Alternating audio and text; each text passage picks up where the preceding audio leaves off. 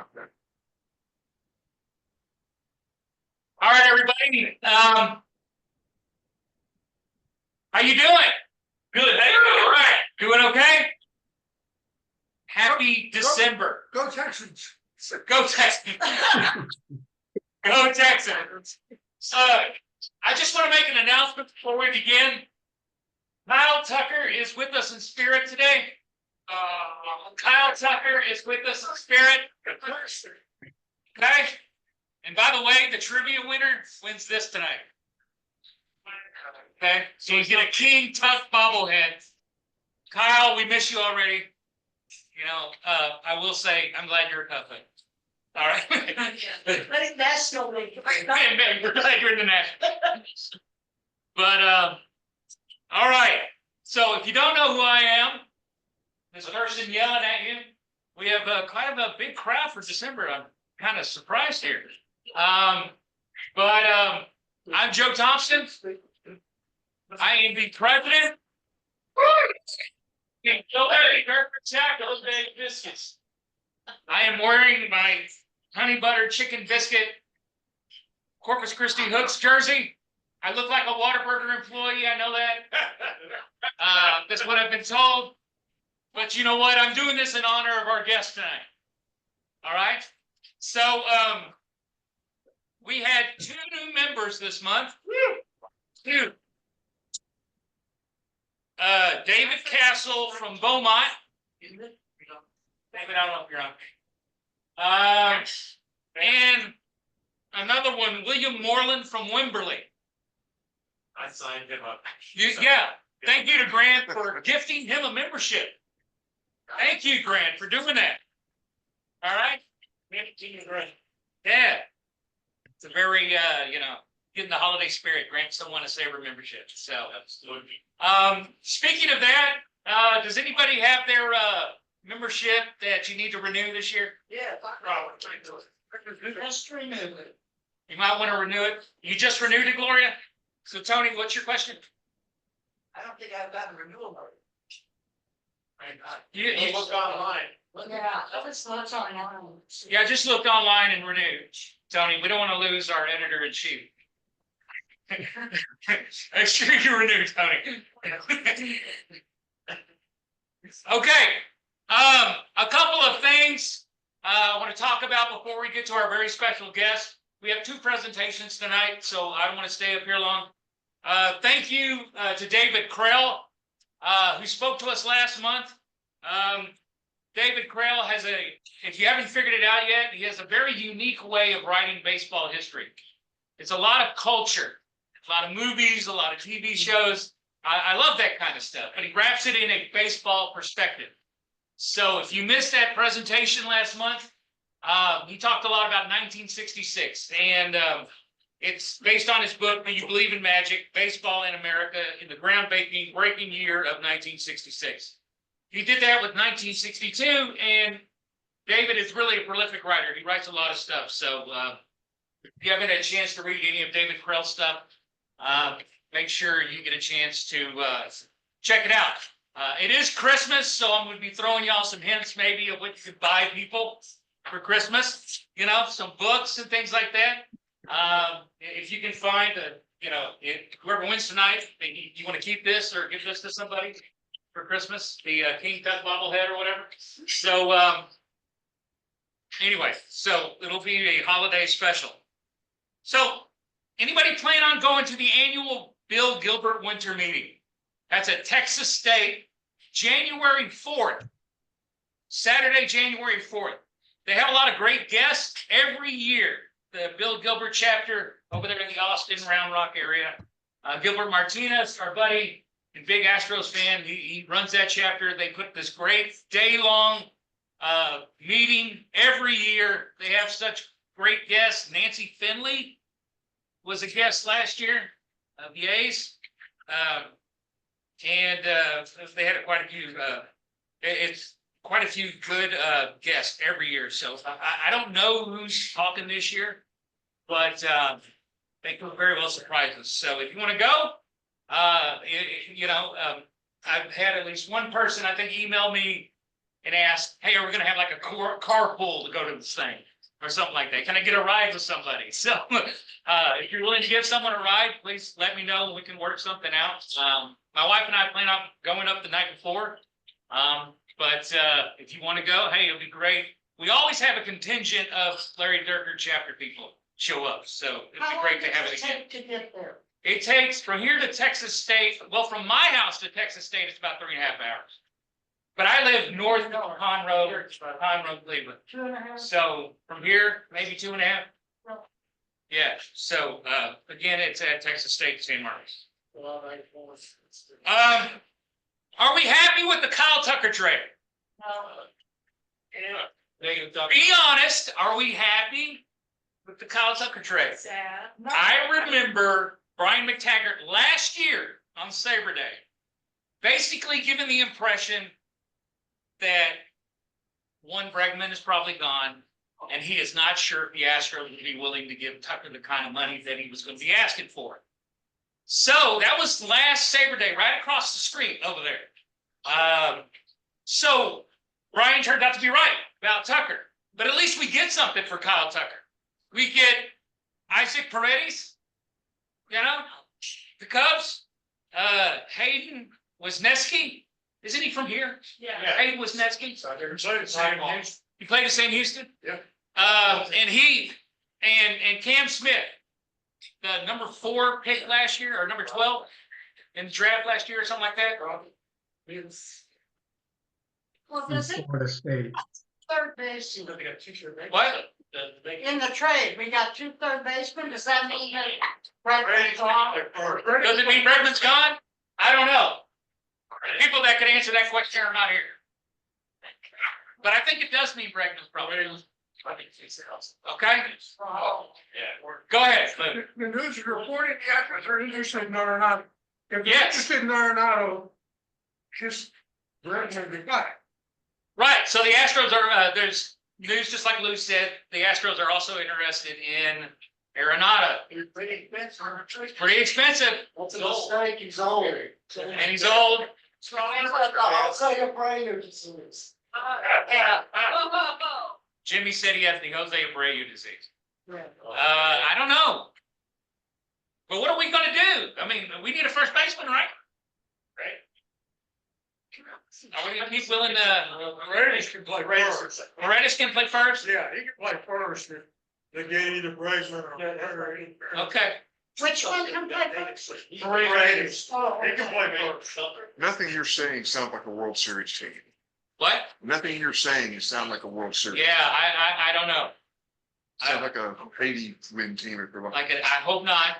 I hope not. But I mean, if our pitchers show up and don't get hurt, I mean, you know, maybe it's still the AOF. Right? It is still the AOF. Go Lance McCullers. Go Lance McCullough. Hey, right? Can he play third? Can he play third? Maybe, I don't know. Where are the A's? What? The A's playing. The A's are playing in Sacramento. They're playing at a triple A field in Yes. Sacramento. That's correct. The River Cats, right? For 2 years. For 2 years. Oh, 2 years. Oh, wait a minute, hold on. We have somebody who's from there. Michael Berry. Not the radio host. Not the radio Hi, host. everyone. Hey, Michael, you're from that area. So, how are you doing? Thank you. Well, I'm thank fine. Thanks for having me here. you. Right, so the A's are playing in Sacramento, right? That is correct. 25, 26, and I think maybe 27, but don't hold that to me. Right. We put our money on it. Should we put our money on it? For how long they're staying there? Okay, well, I don't know. But ironically, we're gonna have 2 teams playing in AAA Stadium. Because the Rays are playing the Yankees AAA Stadium. I'll be a triple A fan. What? Hampton Park Is he spring trade sleep in Yankees? So is a large facility. It's a large facility, okay. All right, so it's a single A, not triple A, which they might be able to fill out considering it's the Rays. So I don't know, we'll see. Yeah. It should be interesting next year. Yeah. I think basically Major League Baseball changed the Rays' schedule. It's this coming season, so they had fewer games in the summer, spring, fall. Really? Yeah, it's hot. Be hot. Okay. Are they gonna do that for the A's too? Because playing in Sacramento is not the same as playing in Oakland. Trust me, I lived out there. It's not the same. So check it out, Bob. Let it check. They're throwing real well, they say. Well, that's cool. That's cool. Okay, one very important thing I'd like to talk to everybody about. Next year is the 60th anniversary of the Astrodome. The 60th. April 9th, 2025 will be the 60th birthday. I thought it would be great as a chapter if we spend a good part of the year with presentations, maybe a panel or something like that, celebrating the Astrodome. Okay, I have asked Mike Costa, guy I feel like knows more about the dome than probably anybody alive, to be our guest speaker in January. He hasn't responded yet. But if any of you has a presentation about the Astrodome, a memory about the Astrodome, we're more than willing to have you come up here and talk to us about it all next year. I've already talked to a couple people already. We want to write a newsletter article about the Astrodome. All next year, we're celebrating the Astrodome. When I went to Baltimore 2 years ago, I picked up the Saturday, September 4th, 1965, by Astros versus Dodgers game. It's a game of the week TV broadcast. Supposedly, it is the oldest. It is the oldest TV broadcast involving the Astros that is known. I have a copy of that DVD.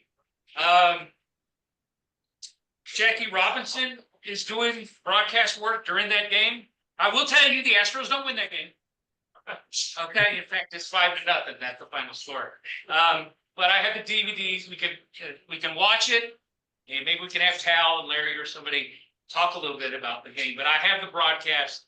We can on DVD. We can show it and watch it. It's a rare partial broadcast, which begins with Bob Ashmani leading off the home second inning for the Astros, and ends with the Astros with the LA taking a 5-0 lead. So we can kind of watch that sometime. So that's just some of the stuff we're talking about. All right, if you have a presentation about the dome, a memory about the dome, anything you want to write for the newsletter, anything you want to present, all year long we're doing Astrodome stuff. Okay, we'll have some other stuff, of course, but I think we should, as a chapter, I think we should celebrate the dome's 60th birthday all next year. Okay. That being said, Jonathan up there is going to give a presentation of the history of baseball stadiums in Houston in February, right? Yes. Jonathan? Yes. Right. He's giving a presentation on the history of baseball stadiums in this city in February 17th. Now we'll have some breaks. I know John Miller is going to talk to us about our reliever next year and things like that. But again, we want to focus on the Astrodome, and also Patrick, your friend from New York, is also going to talk to us. John Farino, hopefully. John Farino was a baseball coach who helped develop Patrick Corbin. Does anybody know that name, Patrick Corbin? 2019 Astro or National. Remember? Okay. So hopefully he can talk to us as well. All right. So that's enough of me. I'd like to bring up our special guest. Thank you to Grant for bringing us Kyle. So Grant, I'm gonna let you introduce him. Okay, so Grant, you get to come up here. All right, Kyle sent me a bio Kyle Kamberbeek, but Grant, 2 hours ago. My bad. It's all right. Sounds like Everybody get ready. I came across Kyle, I've known Kyle for like 20 some odd years, but I came across Kyle last month at a fundraiser. He was the MC for a trivia contest.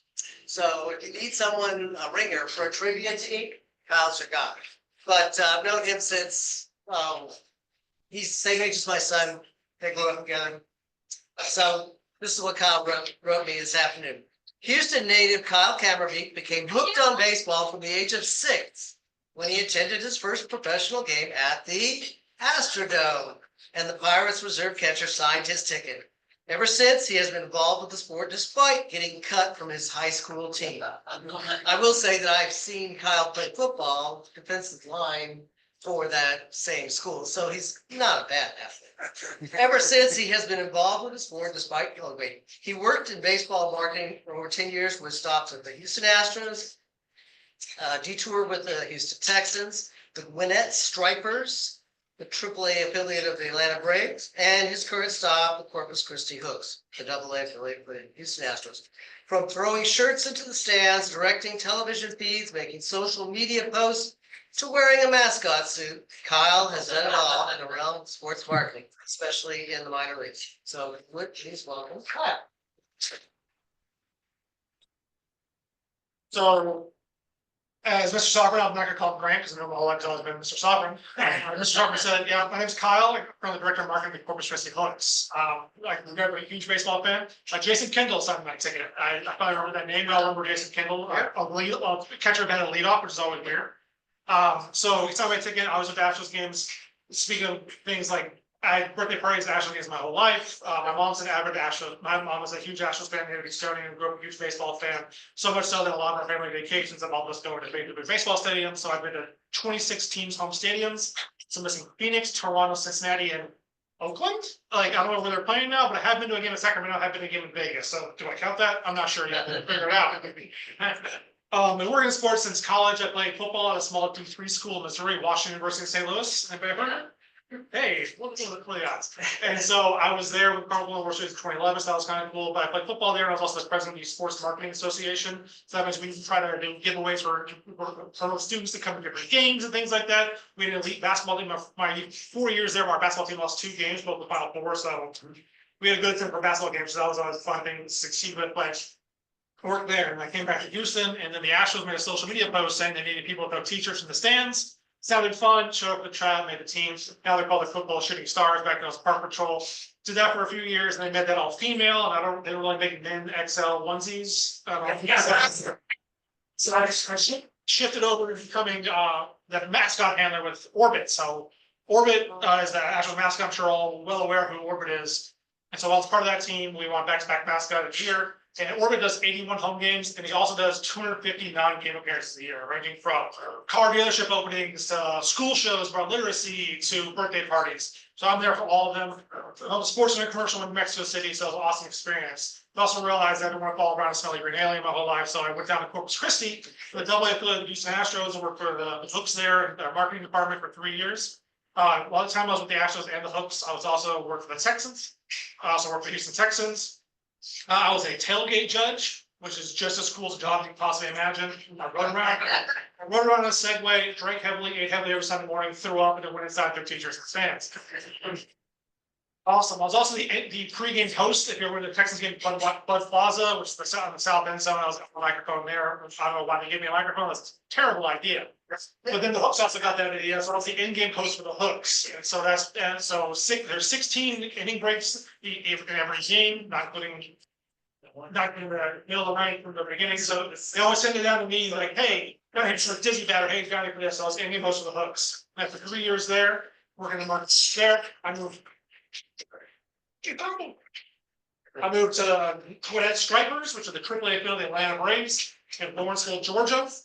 As a suburb of Atlanta, it's about 45 minutes northeast of the city, but Atlanta traffic's more like hour 15 minutes. That's probably what it is. So while I was out there, I moved out there in 2020.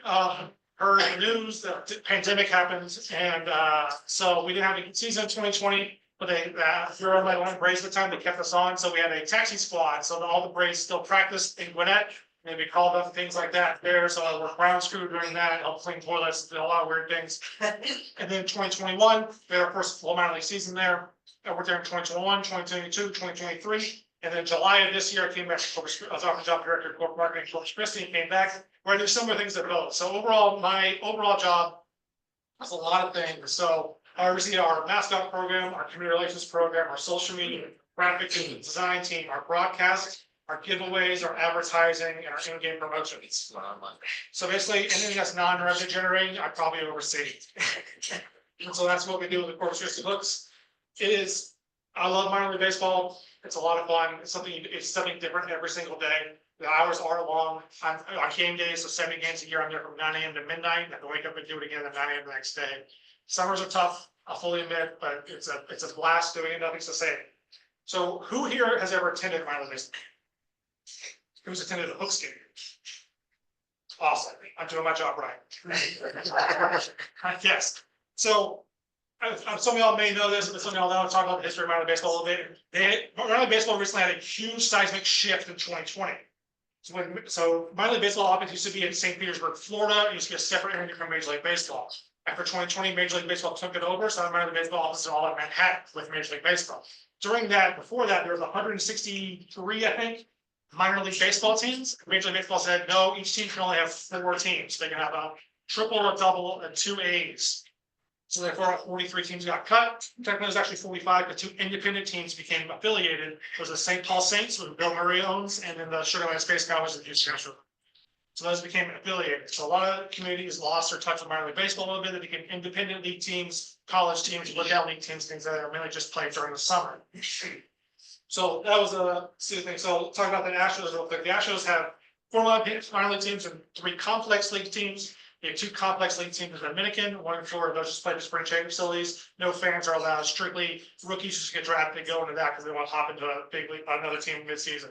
After that, we have our low A team, which is the Fayetteville Woodpeckers. The Fayetteville Woodpeckers is in Fayetteville, North Carolina. They started as a brand new team in 2019. Fayetteville, North Carolina is essentially where Fort Liberty or formerly Fort Bragg is. So here's that community. After that, we have the high A Asheville Tourists, or in Asheville, North Carolina.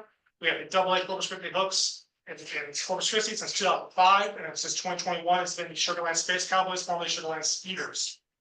So when they got adopted into minor league baseball, the Astros took them over and things like that, kind of foothold in the thing. The Astros own the complex teams, the Woodpeckers, the Hooks, and the Sugarland Space Cowboys. So a lot of what we do is closely affiliated with the Astros.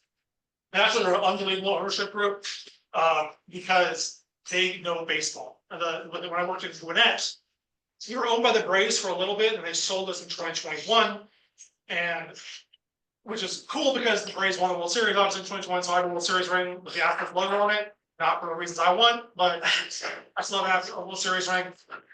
And also a conglomerate. So the big reason why you're going to see a lot of minor league teams being sold, 5 minor league teams were sold last week, actually. But in recent years, you see a lot of minor league teams being sold because after Major League Baseball had the shift, they established a professional development league. Professional development leagues are contract signed with individual teams. So it's a 10-year deal to be affiliated with one big league team.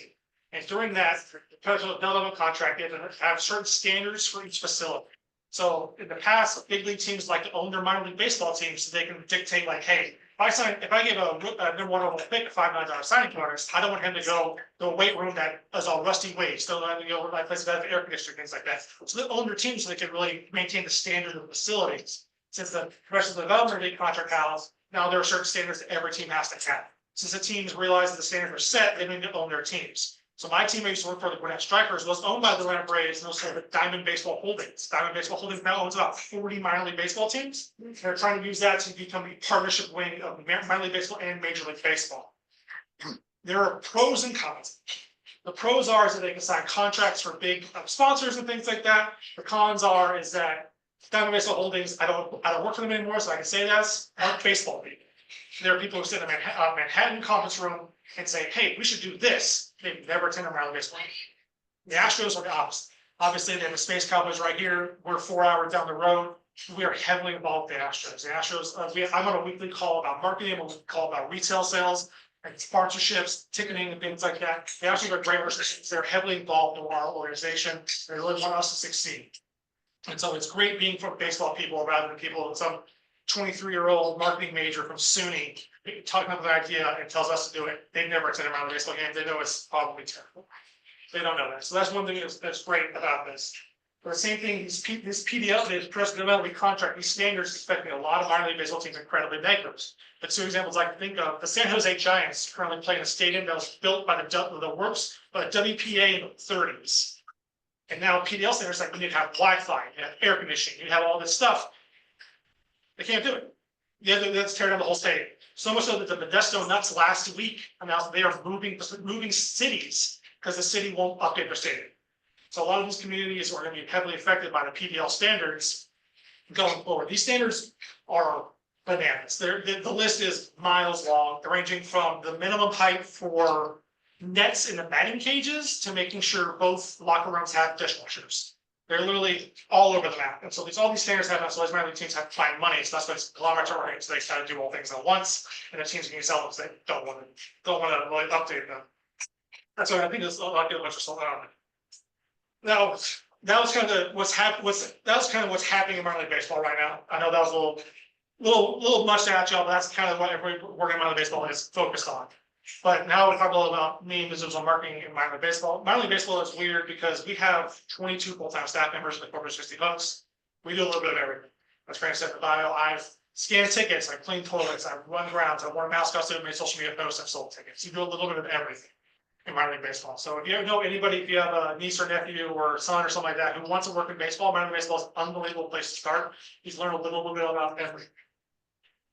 So minor league baseball is such a unique thing. I'm sure all of y'all have heard that baseball is dying. We've been hearing it for 10 years. In 2015 alone, cover stories in the Wall Street Journal, the LA Times, and the New York Times all said baseball is dying due to youth involvement in the sport. 2015. That was less than 10 years ago. When Rob Manfred became commissioner of baseball, he said, I'm going to change that around. And coming out of the pandemic, baseball has turned that around. Since 2022, Major League Baseball has seen a 10.1% increase in attendance. 3 years. Minor League Baseball has seen a 4.5% increase in attendance in 4 years. The sport is growing. And the US government keeps track of how many youths play each sport. Baseball is the highest it's ever been since 2008 in 2024. Minor League Baseball is the front lines for growing this sport. There are 37 US states have a minor league baseball team and 1 Canadian province. Good luck for the Vancouver Canadians. 37 states, 70% of Americans live in a minor league baseball community. 70%. Y'all live in a minor league baseball. Technically, Sugar Land, y'all live in a minor league baseball community. That's a double up community. So Atlanta, Houston, Minneapolis, Los Angeles, and New York all also have minor league baseball teams and major league teams. That's a little bit cheating, but 70% of Americans live in a minor league baseball community. Of the 150 largest media outlets of media markets in the United States, 115 of them have minor league baseball. Minor league baseball is the front lines of the sport. A family of 4 can attend a minor league baseball game for an average of $34. The average minor league baseball ticket price is $8.50. I'm gonna tell you right now, if you attend a game at minor league baseball, I'm sure y'all been to Astros games in the 5th deck. Kid's gonna bring a glove. That kid gonna see a foul ball. The worst seat you can get in a minor league baseball stadium is 25 rows away. You're catching a ball. There's a very good light for $8.50. Those games last 2.5 hours. You get there an hour early for a giveaway or whatever. 3.5 hours, $8.50. That's an unbelievable value for your money. The only thing you find cheaper in Corpus Christi is the beach. The beach is free. And you know what? You can't really beach too much at night. So once you get sunburned, come out to baseball. That's kind of what our goal is. But also baseball, but also softball has seen a 6% increase since coming out of the pandemic and participating. So it's also for boys and girls. So 103 million Americans self-identify as minor league baseball fans. 103 is a third of the country is self-identified as minor league baseball fans. So it's not just Major League Baseball, it's minor league baseball as well. And minor league baseball is the highest attended sporting league in the planet.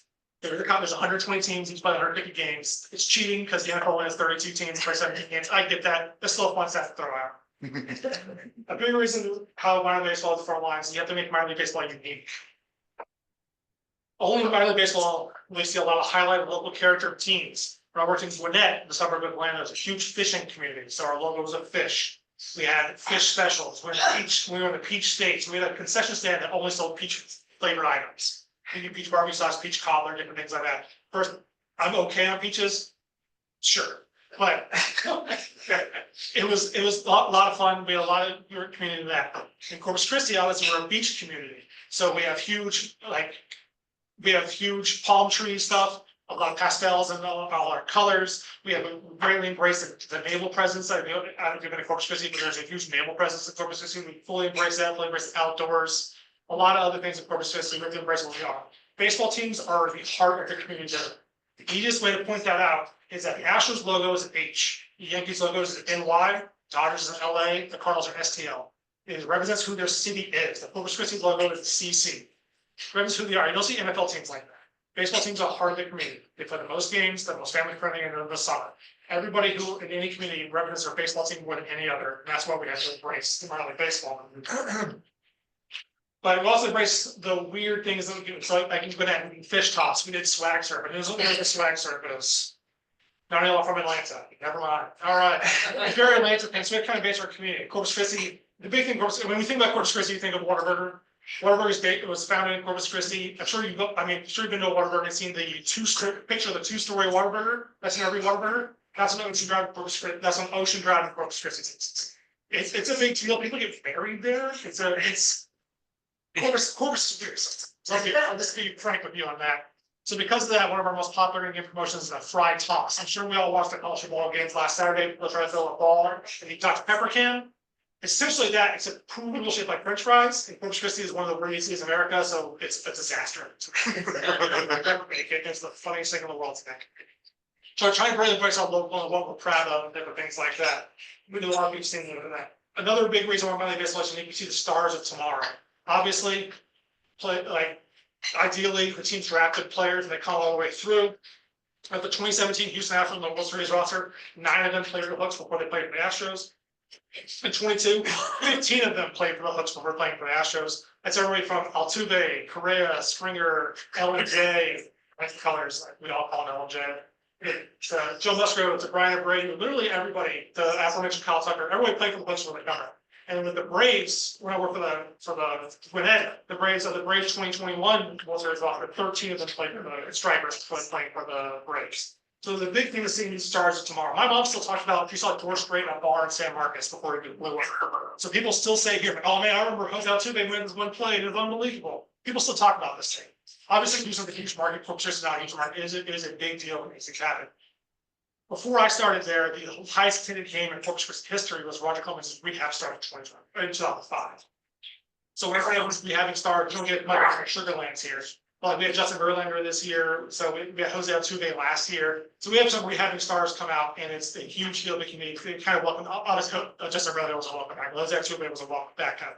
It's a huge deal. It's a huge thing in the community connections. So ranging from like, I have employees that are now in high school or college. I have employees are high school and college. I still remember being like the little leaguers of the game. Every single game, we have the little leaguers of the game. The kids come, I'm sure if y'all have kids, this is the same to me if I was 5 years old. Hey, you run out to your positions, hang out with the person in the national anthem, they sign your autograph, sign your hat, and you run off. We have it every game. It's a huge deal. Every single little leaguer loves it. So it's such a connection with the community. So you do that when you're 6 years old, you start at 25, you still remember it. Because we're into our 20th season next season. So it's really cool to see people come back, things like that. But we also have pregame catch in the field, postgame kids on the bases. We work close to local naval base with a lot of first responders, we also have charities of the game. So we make sure that people know what we are and who we're about, make sure we're on our community. And in terms of overall marketing, which is more my specific thing, I mean, I probably answer questions about other things. First off, I cannot answer questions about player moves. I was told specifically that, so don't even ask. My official comment is no comment. So minor league baseball as a whole has different league-wide initiatives for marketing. I'll just highlight some big ones. We have Copa de la Diversión, which is an alternate identity. So a lot of teams, about 90 of the 120 teams have Hispanic heritage alternate identity. They dress up a few times a year. Minor league baseball is cool because you only need to wear your jersey 60% of the time. For 61% of the time. So 39% of the time, do whatever you want. It has to get approved, obviously, but we wear some weird things. So for the Copa de la Diversión, we were in the Raspas for a little bit, which is essentially a Hispanic snow cone, where we wore bright red jerseys, which doesn't look like this at all. So it's completely different. We were the Cumbias for a little bit. We were all black jerseys. When I was with the Gwinnett Stripers, our jerseys were normally green. We were the Xolos de Gwinnett. Xolos is the national dog in Mexico. And so we were bright blue jerseys. So the good thing is to have just unique identities that people can kind of latch on to. And then also we have the 9, which focuses on the Negro League baseball aspect in the African American community. In Gwinnett, we were the Atlanta Black Crackers for 1 weekend a year, where we did play tribute to the Negro League team in Atlanta. It was awesome. And so I partnered, when I was there, I partnered with the Negro Southern League Baseball Museum in Birmingham, which is a cool visit. I don't know why you'd never be in Birmingham, Alabama, but it's a cool visit. But they sent us a bunch of artifacts and stuff like that. It's like, they sent us a 100-year-old baseball bat that had stains. They sent us a catcher's mitt that was 80 years old. So things like that are such cool, because you never saw a different, more diverse crowd at those events. It was awesome to make sure that we were part of it, because the Braves unfortunately didn't do that good of a job embracing that history, and so I'm glad that we were able to. And then on the other side, there's some other things that aren't like that. We minor league partnered with Marvel Comics recently. We made Marvel style logo for each team, and it's have comic books. They partnered. These ones aren't as cool. They partnered with Malmo Oat Milk. So once a year we are the Malmo Oat Milkers. That wasn't my decision, but they do that. But they do ship us out ice cream like Eskimo pies, like the ice cream on a stick with covered in chocolate. And you give those out to kids. Well, it's 97 degrees in South Texas. So naturally, the rest of the night, whole staff would stay there scrubbing melted chocolate off the concourse. That was a terrible decision. I hated every second of it. Also, part of Minor League Baseball's contract with Fox Sports. And so with Fox, sometimes they'll make us, we get to wear, so I should say, we get to wear jerseys that promote certain shows on Fox and things like that, and then auction them off for jerseys. And another big nationwide thing for Minor League Baseball is Play Ball Weekend. This is especially for growing the game most youths. So with the Stripers and Brunette, we went to a Little League and completely surprised these kids. They thought it was gonna be a normal Little League game. And we showed up and we got speakers, we got our mascot, we got like 4 or 5 players, all the coaches. And so in between each inning, we had a normal, we had our normal dizzy bat or finch theirs, different things like that. For a mascot out there, and then we had our manager manage one team, or our pitching coach manage the other team. So it's cool to get out and do things like that. And with the Hooks, very, very fortunate, we have a turf kickball field or like Little League field in our facility. And so we have a miracle league. So as people, any capable kids come out there, and we have kickball or baseball, something like that, have about to share sport to that community. So those are some things that really help out with minor league baseball and really getting out the community and all those kids. I'm powering through these things, I'm sorry. Then we also have team focus initiatives. So I'm sure we've all seen City Connect jerseys, the Astros Space City, and things like that. They got that idea from minor league baseball. Like I said, we can wear different jerseys all the time. And we were the Georgia Peaches because for some unknown reason, the Braves didn't want to use peach in the Connect jerseys. There's 73 streets in the city of Atlanta with the word peach tree in it, but they didn't want to do it. So we're the Georgia Peaches. It was very similar to the League of Their Own Rockford Peaches jerseys. And in Corpus, we have 3 big initiatives, 3 big alternative days that we do every year. One is the Blue Ghosts. The USS Lexington is an aircraft carrier built in the 40s that served in the Pacific Theater. It's down there. If you're ever in Corpus Christi, it's a walking history museum. It is incredibly interesting. I couldn't recommend it enough. So our logo is inspired by Navy fonts and Sailor Jerry-esque tattoos and stuff like that. So we're that every Memorial Day. And our team actually goes out to the Lexington and takes BP off the Lexington and they hit it into the water. And so people ride on jet skis or kayaks down there to catch the balls and things like that. So it's a really cool event that we do every year. We also, for non-Hispanic heritage, we have the Dia de los Hooks, which is like Dia de los Muertos, the Sugar Skulls and different things like that. And that's another different color jersey. And then also the most famous one is the Honey Butter Chicken Biscuits.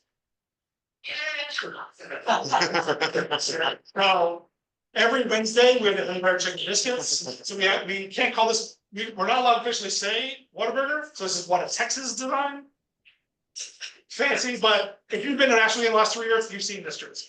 This is one of the top 5 best-selling jerseys in minor league baseball the last 3 years. The hat is very, it's such a cool thing, and people love it. And it's incredible. So we're what we feel with Whataburger and things like that. It's in Whataburger's 75th birthday next year too. So we're actually going to kind of blow it all out with a little bit of Whataburger. Maybe we'll have something else, maybe the taquitos or the patty melts, but we'll see. We actually have a Whataburger in our ballpark. We're a Whataburger field. You know that. If you drive over you know what I think about Corpus Christi, a bridge is a disaster. But if you drive over the bridge, the replacement bridge is supposed to be done in July of 2020. Now it's July 2025. That's a different start.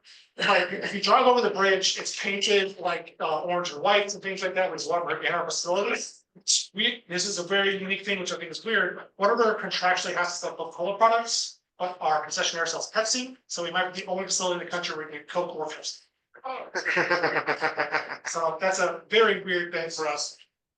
But the Honey Butter Chicken Biscuits is a very popular thing across. We sell stuff in all 50 states, in several different countries. It's an unbelievable thing. In minor league baseball, so Grant told me a little bit of other speakers. I'm not sure if you had somebody from the business side a little bit. So minor league baseball is unique in that we have no TV events. When I worked in Gwinnett, we showed 1 game a month on television. That was it. Corpus Christi, it's only on MILB TV or MLB TV. You get it free with both. And our viewership is usually very low. You can definitely tell whenever the Astros aren't playing at the same time as us, because our viewership spikes. But you can't rely on TV revenue. So revenue sources, we have 5 main revenue sources. Since we get sponsorship, concessions, store, and events. Events is the obvious one. We have concerts, we have birthday parties, we have company events. On Friday, we have a celebrity softball game with Jose Trevino, the former Yankees catcher. I don't know where it is. And because you want to find some love for the Yankees, he's from Corpus Christi, so we have a celebrity softball game. On Saturday, we have movie nights, so people come out and watch Christmas movies, so we do that a lot in the off season. We have a lot of company events. We had a kickball league. It's shocking how serious people take kickball. I got cussed out every week for umpiring. It's like you gave up 10 runs because left couldn't catch the ball out because I'm calling balls and strikes, but people refuse to admit that. But it is, so that's the thing. We have our store. Obviously, our store does a lot more money during games and things like that. We still have huge amount of sales in the off season. It's my option to remind you. Go to CCHooks.com right now. Almost our entire store is up to 75% off right now. We have a huge Christmas blowout. If you want something this time. And then stores, obviously, our store does a great job. We're partners with Astros Retail. Like you go to, I'm sure you've all been to the store at Dyken Park now. I caught myself there. At Dyken Park, and they have 70 types of caps. We're the same way. You can get any variety of anything. A big thing with us is that we try to lean into beach stuff. So a lot of the stuff we order comes from the spring training collection. So as palm trees and stuff like that, because a lot of the minor league teams, nobody's buying a winter coat in Corpus Christi, Texas. It's 82 degrees there in December, like nobody's done. So we do a lot of the more spring training stuff. Then we have concessions. So we partner with Aramark as our concession provider. How it works is that after cost of hot dogs and stuff like that, we split the profits margin. So if it benefits everybody, if somebody goes out there and buys a hot dog, our concession does a great job of catering to the other teams. So hypothetically, we always have a away dog every homestand. We play with somebody who's the affiliate of the Seattle Mariners. We'll make a Seattle dog, which has cream cheese on it. Not my vibe, but it might be somebody's vibe. It's weird. So we have a lot of weird hot dog varieties, things like this. And also we have Thirsty Thursday. The actual tourists actually own a copyright for Thirsty Thursday. So every minor league baseball team has to pay them $1 a year to say Thirsty Thursday. That's a wild thing. I just thought that was a little fun fact. Asheville tourists, so that's why the Asheville tourists all think goes Beer City, because they own the copyright for Thirsty Thursday. Wow. Then another one is sponsorships. Our coaching team crushed it. I'm sure y'all have all been to any sporting event. Anything that can be sold will be sold, whether it's painting on the field, a wall sign. On the back of your receipt from the concession stand has a sponsor on it. So if we hit a stolen bait, we get a stolen bait, it's sponsored by somebody. It's because people know in Corpus Christi especially that people come to baseball games have disposable income. They're buying baseball tickets. And so maybe, hey, my windshield's broke, I should go to Evans Glass because I heard they're jingle whatever game, things like that. So it's a great thing. And obviously number one is tickets. The big thing for me in minor league baseball is single game tickets, but a decent split for, I'm getting real in the weeds here, y'all. Typical split is about 50% season, remember 25 single and 25 groups. We do a great job at groups, especially during the summer, because a lot of tourism boards and things like that come out. My cousin sent me a picture of the Minneapolis airport that had Corpus Christi ad. So our visitor bureau does a great job at getting our word out about coming to Corpus Christi. So people, like I said, go to the beach, get a little sunburn, come to the game, see some fireworks afterwards. Do a great job in that. But this is one thing which is interesting. Corpus Christi is an incredibly baseball crazy town. Friday Night Lights at Corpus Christi is baseball. When I first started there in 2017, 9 of the 10 highest attended games in the Hooks history were high school baseball games. Earlier this year, we had a high school baseball game that out-attended the A's the same night. I know it's not saying much, but we have 5,600 seats and we'll fit 9,200 people in the stadium for high school baseball. It is a huge deal in Corpus Christi. People take it seriously. The legend of Corpus Christi area baseball is Brooks Kieschnick. I don't know if everybody remembers Brooks Kieschnick. He won back-to-back gold spikes at Texas. He's the only player to do that. He pitched and hit. He was a Shohei Ohtani. Unfortunately, the Brewers drafted him, and so he couldn't play the position. So he kind of just bounce around minor leagues a little bit, but we have Keeshnick's corner is in our stadium because he's arguably the best amateur baseball player of all time. So this is one of the many people all the way up to Jose Trevino now. Corpus Christi has a huge baseball community. But the things I do for minor league baseball is non-revenue generating. That's the kind of thing I like to spend money more than I make money. So it's like having a credit card. You can never have to pay it. Each market is different. I know in Corpus Christi, the big thing is jerseys. And so we have to do, you do a style jersey. So we'll do like a replica jersey or a different style jersey. In Gwinnett, where I worked before, it was bobbleheads and Birkin that people camp out hours for. But those ones, the World Series rings are the number one. When I worked in 2018 for the Hooks, we gave away 2017 replica World Series rings. Who got a replica World Series ring? In Corpus Christi, I locked up the gates the night before at midnight, and people in their arts and people camped out for a 4 p.m. gate. They want to sit out there in the 95-degree heat? Be my guess. But I can tell you right now, no giveaway we give away costs more than $6. So I need you to keep in mind the opportunity cost of waiting out there for 16 hours for a $6 piece of metal is fun. But so we do giveaways. All the rings are the most expensive, then bobbleheads, t-shirts are the least expensive, just kind of regular locally. I was telling y'all something earlier. So the thing is, we have to plan so far in advance all our giveaways because typically they're made in China. It takes about 2 weeks to get a mock, 90 days to manufacture, 90 days to ship. The entire country kind of shuts down for a month from mid-January to mid-February for Lunar New Year. So we have already ordered most of our giveaways. We start that conversation in June or July of the year. And then minor league baseball, if we want to do a more themed night thing that involves especially hats, like the Water Texas hat. The deadline for 2026 was Halloween of 2024. So we have no idea if this is going to be successful. Then we want to renew it in 25, so we'll renew it for 27. So if it flops in 26, we're stuck with it. So that's why you ever see a minor league baseball team, they'll have to do it for a minimum of 2 years because of that, because they're afraid it might be a huge flop. That's because the new era sets a lot of things with the hats, as these guys are team, and have to build a lot of copyright things for a lot of things. That's a very unique thing about giveaways.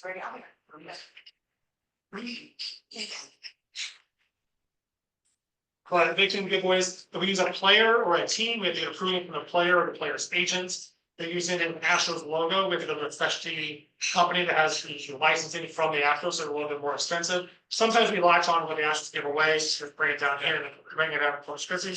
It's different. Another thing I do is advertising. Advertising is terrible. I'll be honest with you. We have such granular data. I can tell you that 61 people who live in this zip code in the Heights in Houston, Texas, attended the Hooks game in 2024. Why do I know that? It's terrifying. Be careful with your phones, y'all. That's all I'll say. But because of that, I can retarget people through social media ads, through podcast ads, through streaming television, things that help homes with kids under the age of 5, beer drinkers, people who are Astros fans. I can do anything in terms of direct advertising to y'all. So the thing is, if you've attended at Corpus Christi Hooks games, I have your emails. Therefore, I can specifically target you or lookalike audiences. So basically, people like hypothetically, I'm 34. I drink beer. I like baseball games. They're gonna find other people who also 34 live in my zip code and have a similar level of income. It is crazy. The world's terrifying. I went to run my social media. But speaking of social media, I also run our social media. So I also run our social media with the Strikers and the Hooks. It's a lot more fun to be less buttoned up than a lot of the big league teams, things like that. Obviously, don't have the same impact or same things like that. Our minor baseball teams get a little weird with social media. There are some teams more than others. The Portland Pickles are not a minor league baseball team, but they have a notorious social media team. Spain Bananas are not a minor league baseball team. People ask us all the time. They did play in my stadium earlier this year. They're a fun group of people, but minor league baseball social media is kind of a wild west. It's compared to a lot of big league teams. There's a lot of weird things, fun things, TikTok. I'm too old for TikTok. Social media is an ever-changing thing. I'm the wrong side of 30. Social media is weird. I don't leave that for a lot of the young kids. But then, when it's theme nights. So theme nights typically fall on the weekend when we have weekly specials, like we do Whataburger. What Texas every Wednesday, every Tuesday is $4.40. So you get 4 tickets, 4 hot dogs for $40. And then on Thursdays, it's Thursday, Friday is a theme night, Saturday's a giveaway, and Sunday's Kids Day. It's kind of Kids Day, so you have dollar desserts, and you get pre-game catch on the field, post-game kids run the bases. So it's really opportunity to bring kids out for kind of dirt cheap. Like I said, $8.50 the maximum tickets. But some my general rule of thumb is that every year you recycle 2/3 of your game nights, drop the bottom third, you can think of wells and come up. That's why I see my research come up with crazy ones. The most unique one I saw this year was Lehigh Valley did a gender reveal night. So the middle of every, the end of every inning, they had a different couple go out there. And whatever color hat the team ran out to the field, that was the gender of the baby. So that was the most unique one I saw this year in one minor league baseball team. So I thought that was really cool. Also, good luck convincing 25 guys to change hats every hat night. But there are some staples and some staples of theme nights. Star Wars night always does well. Mother's/Father's Day, 4th of July, obviously. Princess night, different things like that. Margaritaville night is a huge staple on a lot of teams. With Gwinnett, we had a big Georgia Pride night, things like that. I want to turn that into Georgia Country Pride night, but nobody knows where Tbilisi is. But the Hooks, the big thing, we had to do a big beach weekend, being fishing and outdoors. Corpus is this incredibly outdoor city. If you're into bird watching, Corpus Christi is the place to be in the United States. Port Aransas is the bird watching capital of the United States. So lean heavily into that kind of our wildlife. A few years ago, we did a cell phone free night for wildlife night. You enter the facility, we give you a little bag, put your phone in, and it locks. People were irate. They could not be without their phones for 15 minutes. I got yelled at more in that game than I've had nearly my entire life. I didn't have a phone either. It's not that big a deal. People can't go to movies anymore. People can't go to sports events. So that was our kind of our most unique thing. But we also every year, just like Houston, we have a big rodeo in Corpus Christi. It's called Buck Days. Buccaneer Day, so it's a pirate themed rodeo. Sure. But I think last year we won the Golden Bobblehead Award, which is the minor league baseball award for best promotion. We had a rodeo night where all the players wore their jerseys looked like a pearl snap shirt, kind of, you know what I'm talking about? And then we had mutton busted before fireworks. So we loaded a truck full of sheep into the outfield, and we picked about 30 willing kids to be mutton busted on the field. And it was awesome. Who knows what mutton busted is? Oh, yeah. It's where like, little kids hold on to a sheep. They like eat cotton candy, their hands are sticky. And then you go out there at the end, you're like, yeah, you're like, hey, I'm not here with Jimmy. He wants to be like a dinosaur. Shows up. His favorite piece of macaroni and cheese. It was awesome. People come to expect that every year. So that's an awesome thing that we do in Corpus Christi. Isn't that true? Yeah. You know what? We got a brand new field like 3 months ago, so it's okay. It does do a little bit. The field, our field takes a beating. Our groundskeepers are the hardest working people in the business. So it does hurt the field a little bit. We did get a new field, but like talking about playing in Sacramento, that Sacramento field is going to see 160 baseball games in about 170 games. I feel sorry for that. It's going to be a nightmare about it in a year. But also, speaking of grounds crew, since our front office has about 22 people, you know who the tarp team is? Every full-time staff member. You get a tarp call, you get a Teams message, you put on gym shorts, we all have matching tarp shirts. We all go out there, we roll the tarp. It doesn't rain that much in Corpus Christi, fortunately, but my last name is Gwinnett. We put the tarp on a game day on 31 different game days. That's how much it rains. So that means we're out there at 4 p.m. pushing the tarp out there and then putting it back. The record was we put it on and off total 8 times, like on one, off one, 8 times in one game. One of the weirdest experiences of my life is in the That's right. One of the weirdest experiences of my life is in Gwinnett. We had a doubleheader scheduled. We had Tuesday game rained out, so we had a doubleheader on Wednesday. Mother basically played 2 7-inning doubleheaders. Rained again. So it rained about 2 hours. First pitch for the first game was about 9 p.m. The game ended about 11 yesterday.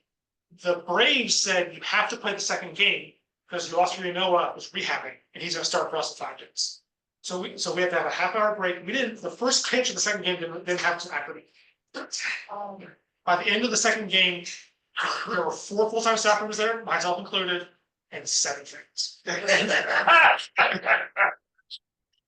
Wow. Seriously, if we took volunteers and gave everybody a waiver, people would do it. People would do it. And the big thing is like some people out there barefoot. Tarp is a weird. I've fallen on a tarp pole. It happens. It's terrifying. It's dark. You just get a field position. Someone come get you. It is pitch black now. But you have to get it on and off quick because sometimes the umpires do a little bit late and then it gets too muddy and you just can't play. It happens all the time. So that's what we're thinking about start. That is actually a huge deal with minor league baseball. Every minor league baseball, minor league baseball player will tell you, or employee will tell you that. Every minor league baseball employee will also tell you that is a huge crime.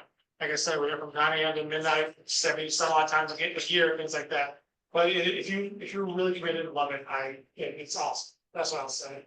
The last thing I work is on-field games. I already talked about the Whataburger Flags Fry. There's an advantage of having 70+ home games. You can try things out. If you think one's gonna be stupid, put it on a Tuesday.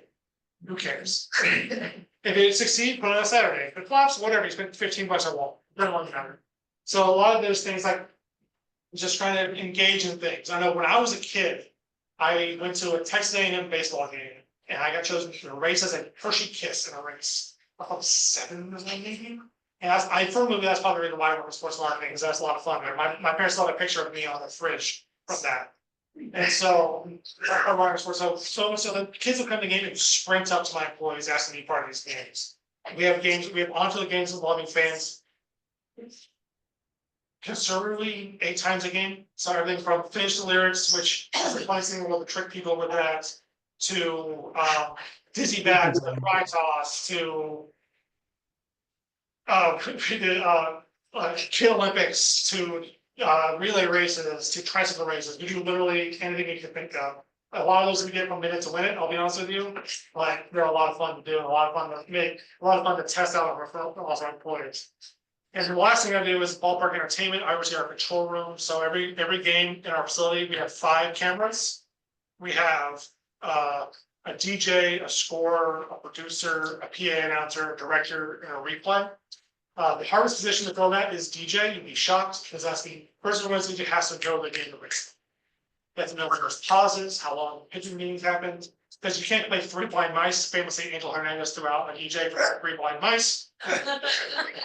I was at the team, and so that happens, and it is crazy up there, and you have to be very on point with those things. And so that's something I've been fortunate to be able to do all the positions up there. And so, like I said, we rotate around so everybody has a little bit of experience in everything. But the most fun part of minor league baseball, let me toss to you, is a t-shirt toss. So I brought t-shirts. What's a t-shirt?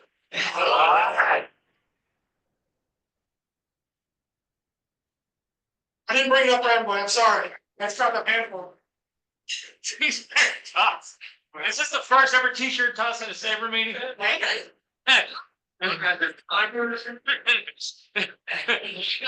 at Samuel, throw one through the Zoom.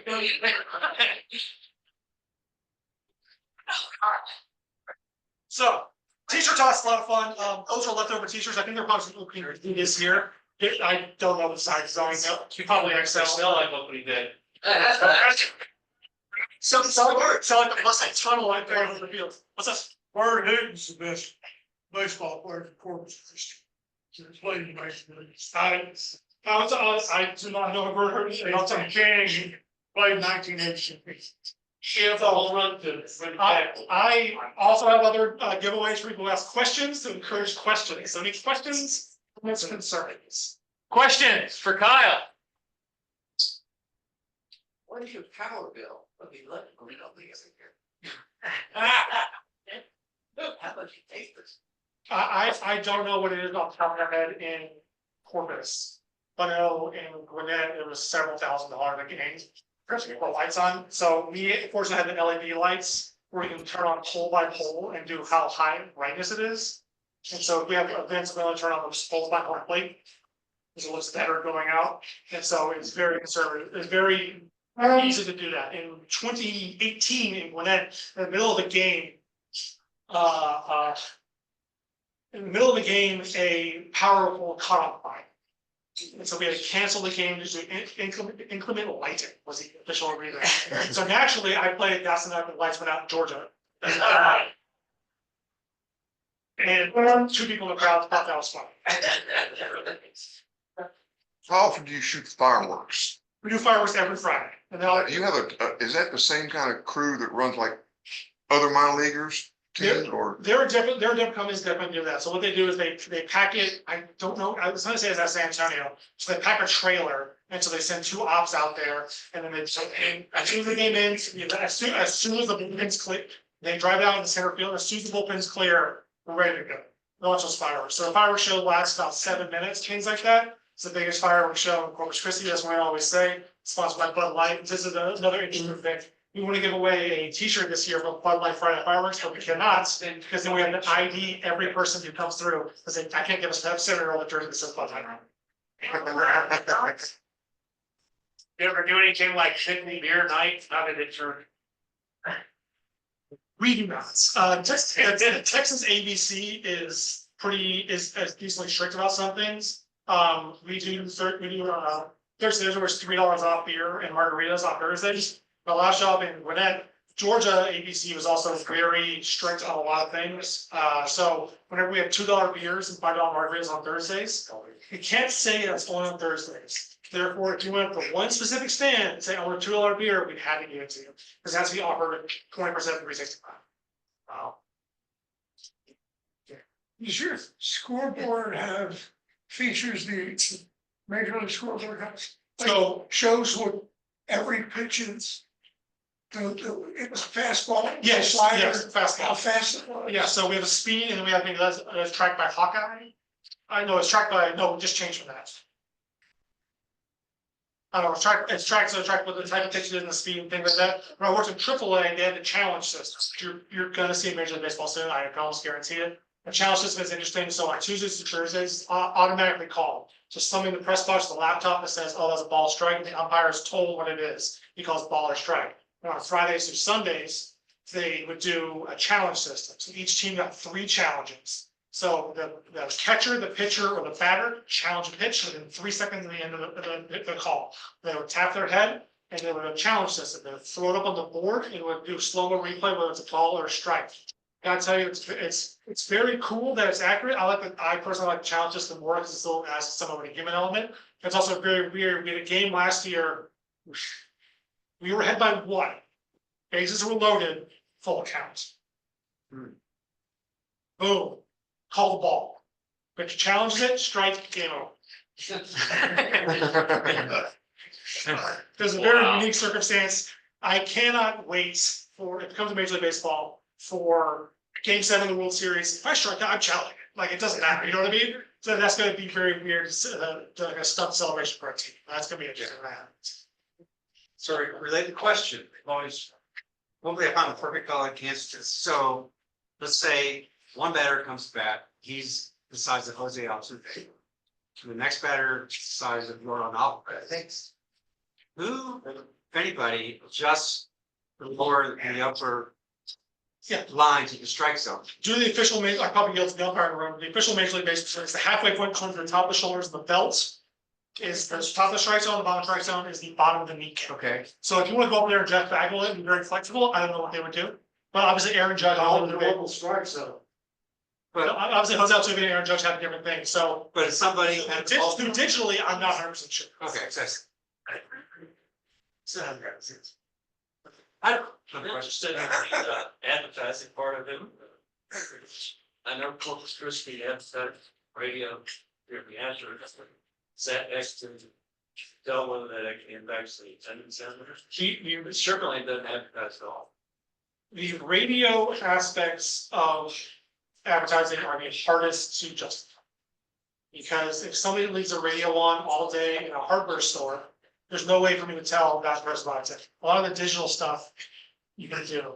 It's just, obviously somebody clicked it. So like, we're now 100% digital tickets. Our email newsletter that we send out every week are open on somebody's mobile phone 85% of the time. And so we try to directly tickets there so that I can directly sell whatever sold it. The radio ones, the TV ones are the hardest, or billboards are actually the hardest. And then follow that radio, because you can't directly know when this, we're at a different age, there are more targeted things I can do, if I don't put too much money behind it. But radio, a lot of radio things like iHeart and their channel, they do radio things, but they also do a lot of online advertising as well, because that's how they're staying afloat. And so that's a lot of things, we do a lot of digital things for the day. Fellow Corpus Christi guys, thank you for doing Marshall Park. I got an email that y'all are doing 8 of them. Yes, we are doing 8 of them, so a lot of weekdays, so we're trying to do a parade of all the dogs. When I work for the Astros, the record for dogs that petted one day is around 100. And so we'll parade around, but obviously there's something coming out of a poop scooper, but you never know. And so we're trying to sell, we're looking to sell do a market per package that comes with a dog man down and a classical dog bowl. Where when it comes, it gets you one free ticket to every single dog. Fine. That's awesome. Where's it at? Thank you. Beginning and ending of a regular season for the Hooks. So we play 150 games, the Astros play 162, so ours starts about a week after the Astros, and it's about 2 weeks before the Astros. Before the Astros. So the thing is, we gotta do a lot of backfill, and so when the roster expands up to 40, they call up a lot of people from the Sugar Lands, a lot of us book the AAA Space Cowboys. And so it's hard for us to play games without anybody on the team. That's the reason Marshall dropped out of the full game last, like Denville Army Navy yesterday, or on Saturday. But something that's also interesting, I didn't talk about this, is that winning games is fun. Everybody likes winning games. It's all about developing talent. And the Astros are obviously in the middle of a kind of dynasty right now, the Space Cowboys, and every single person who says the Astros farm system is bad, the Space Cowboys have the best record for a AAA team in 33 years. Yep. So you can tell them to shake. Excuse me, go ahead. Is there any interest in Major League Baseball or minor league baseball to add more cities to the number of? That's something I'm not privy to, but you always hear that it's, I mean, because the NHL has 32, and the NFL has 32. Okay, I'll say this. So Nashville has incredible, the Nashville Sounds have an incredible downtown stadium. There's a huge empty lot next to it. Nashville wanted to become Nashville Black Stars for Major League Baseball Association. They're allowed to, from government owns the copyright to the Nashville Stars. See, it is a hard campaign to have a Major League Baseball team like Nashville. So, I mean, the ones you always see are Nashville. Charlotte also has a beautiful downtown stadium. And then you also see like Portland, obviously Vegas is getting one, but there's some minor league teams that are primed to have a big league team. Because like, think about it. So there are trying to go all the teams that all the cities that have an NFL team but don't have a baseball team, like Jacksonville, Charlotte. Come on, I mean, like Oklahoma City and Salt Lake City have NBA teams that don't have Portland have NBA teams that don't have but they don't have a major baseball team. So all these cities are the prime ones they're probably gonna go after. I think they'll add more minor league teams. If every major team only has 4 minor league teams, so if they have a major league team, they're gonna have to add 4 minor league teams. So we'll see on that. There's some still shifts. But I would not be shocked if there's another major league team in the next few years. Anybody else? How many baseballs do you use in a game? The average life for minor league baseball is like between like 4.5 pitches or something like that. And so those have to be individually butted by our club year umpires every season. How many balls do you use? It depends on how many runs you're scored. So if it's a 11 to 12 shootout, a lot. If it's 1-0 shutout, it's about 4 to 5 pitches. The average amount of pitches per game is somewhere around 130, 150. So just do the math there. Or per team. Hey, Kyle, I'm Yes. do you have any books that you recommend that are really good about minor league baseball? Any? Did you get my question? Wait, my computer free. Wait.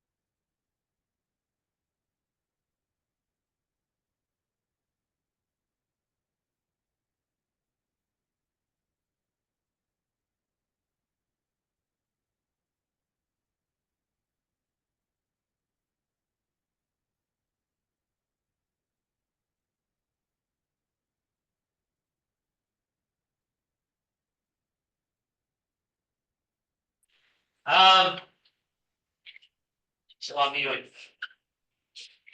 Kyle, I have one question for you. I read your bio on the, the Corpus Christi Hooks website. And, I already told him this already, but right here at the bottom of his bio, it says Kyle always has room for dessert. Kyle, what is your favorite dessert? Ice cream sandwich is the Tim Duncan of desserts, the underrated superstar that nobody's unhappy with. You want to melted ice creams. So what would you say is the best dessert you've ever seen at Waterford Field? What would you say? I Waterford Field specifically, I mean, obviously, since Waterford Field went there, our Waterford shakes and malts. Okay, I got it. I got, there's nothing better than having ice cream sundae on a community dining hall. And it's such a unique minor league baseball thing. We also have the giant Astros, a giant hump that you took nachos out of as well. Because, I mean, who has an ice cream hump? Oh, yes, it's right here. It's awesome. And working in minor league baseball, every single cup I own is a baseball thing. It's an embarrassing way to bring days. All right, thank you again, Kyle. Thank you for everything. Real quickly, I have two announcements. Mike Acosta has accepted my invitation to speak with us next month. So the Astrodome expert will be here January. Okay, anything you can think of at the Astrodome, that's your homework for the month for Christmas. Mike probably knows. All right, if there's anybody that knows anything about the Astrodome, I like to say it, Mike. So Mike Acosta will be our guest speaker January. I have to double check, but I think it's January 20th. Also, how many people here would like to volunteer for Astros Fanfest? As a volunteer, we have a booth every year at Fanfest, January 25th, right? Is that it, Bob? We have a table every year. We're always looking for volunteers. Thank you, Patrick, for putting this together. If you would like to volunteer, please put your name, email address, phone number, shifts available. I will send it out to everybody on the call. If you'd like to, the shifts are usually, 1 hour, 2 hours? 2 hour shifts? Put 1 hour. That's all right. I'm gonna pass it out, pass it around. And, you want me to use both of these? You got the same thing so far, man. Okay, all right. What's the name of the stadium now? I can see it. Huh? But that doesn't become effective until January 1st, right? Right, so it's still technically Minute Maid Park. Minute Maid Field, whatever. It's Daikin Park, January 1st. Japanese air conditioning, that's what it is. Okay. From the Hooks marketing director to Jimmy Scruggs, who had a recent trip to the Hall of Fame where he umpired some games for little kids. But I think he wants to talk more about his trip to the Hall of Fame. Jimmy, he's wearing his umpire outfit. Jimmy's going to talk to us just for a few minutes about his July trip. July. You say a few minutes, how much time is that? I don't know, 5, 10? 10 minutes? Most, 10 months? Is that too much? No, it's not enough. Okay, all right. So, Jimmy Scruggs, everybody, Hall of Fame, umpire. It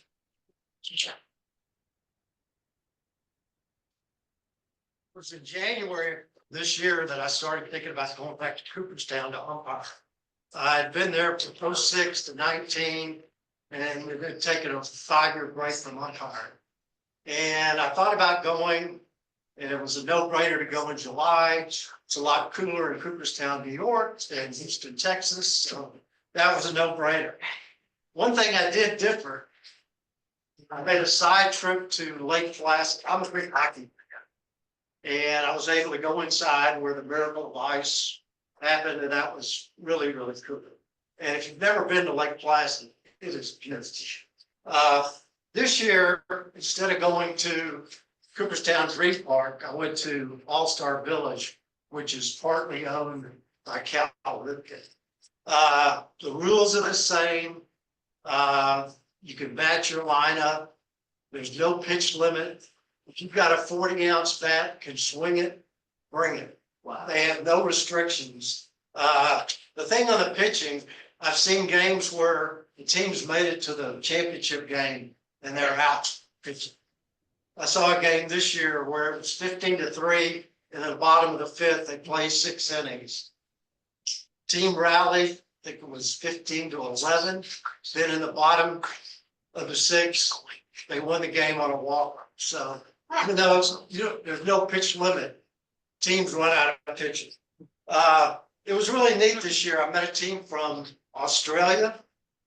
To get to Cooperstown, they flew from Sydney to Tokyo, then Tokyo to New York City. And they're actually a good team. I umpired one of their games. They were really fundamentally sound and a bunch of good guys, or I should say good blokes. One difference that All-Star Village had, well, 2 big differences. One, for the umpires' comfort, the bunks were air conditioned, which is a really big plus. And then they have 6 turf fields, which if you've ever been to upstate New York in June, July, or August, it rains. And it rains a bunch. And sometimes it's like a Houston tropical storm. It rains and it doesn't stop. I had a game that was supposed to start at 9 p.m. It started at 12:30, got through at 1:15. And that same morning, I had a 7:15. So you go up there prepared, you're going to have rain delays. They're an hour and 45-minute games. Dreams Park has no time limit. 10-run rule, same. You can bet, and the cool thing about it, it's 200-foot fences. So you're going to see a lot of home runs. What age group though? 12-year-olds. And some of these 12-year-olds are pretty big. I remember my last year at Dreams Park, a kid hit a home run, and I swear it went 350 feet. I mean, it was a shot, obviously. There were 2 umpires from the Netherlands. I don't know their flight information, but it was a long flight, I can assure you. I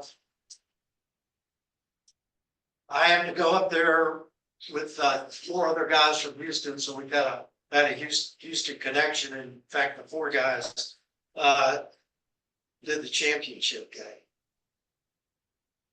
Any questions on the umpiring or the baseball? There were 50 teams at All-Star Village. Each took 9 players minimum. So to comment on Kyle's point about youth baseball, at Dreams Park, they would have 100 teams for 14 weeks. And each team would have at least 9, 10 players. So you're talking about a boom town for Cooperstown in addition to the inauguration. Where do they put them all? Because Cooperstown's that's not that big of a town. Good question. They had barracks on site for the teams and the umpires. And at Dreams Park, as I mentioned, it's not air conditioned. Or is it heated? I've been up there when it's been 46 and been up there when it's been 92. So you get a wide range in addition to rain. Does it have hot water? Yes, some modern necessities. So, Jimmy, so while this is going on, good luck finding a hotel in the city for a bed and breakfast room or anything like that. Good luck finding that. Yeah, you gotta do your homework, and it's kind of like if rooms are out in Houston, you might could get a room in Baytown. There are other little cities around, but there's a lot of beds and breakfast. Teams rent houses. The Holiday Inn Express tonight would be $79. In July, it's going to be $279. Yeah, gotcha. Yeah. So do your homework if you guys go to Cooperstown. So grew up just outside Cooperstown. One of our family friends runs a motel there, and they get more per night in the summer than what you get is midtown. It's just It's- tiny roadside.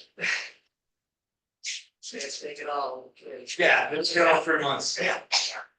I was just, say about an hour and a half outside in an Airbnb. Yeah. It's a 150-year-old house. It's really long. But another good thing about my umpiring up there, I've been up there now 15 times. And I've gone to the hall over 50 times, so blessed, so lucky. And I can go there and like spend 2 hours in the plaque rooms, and I'm not cheating myself because I've seen a bunch of stuff. Or I could go in their bookshop, which is great, and spend an hour coming through books that I wasn't familiar with. So the best thing to do is join as a member rather than I have that, I think. But I brought some memorabilia. I used to get a Christmas card every year from the Hall of Fame, and I guess it didn't make as much. But to touch on youth baseball, in 2008, at the height of the recession, they still had 100 teams a week up there. And I still remember paying $4.25 for a gallon of gas in Cooperstown. Oh, wow. So, pictures. Ready to go. Just press the down arrow to advance it. So my producer here and director did a great job for me. One other thing, I got 2 rings. It's Crocodile Dundee said, that's a ring, but this is really a ring. This is from All-Star. So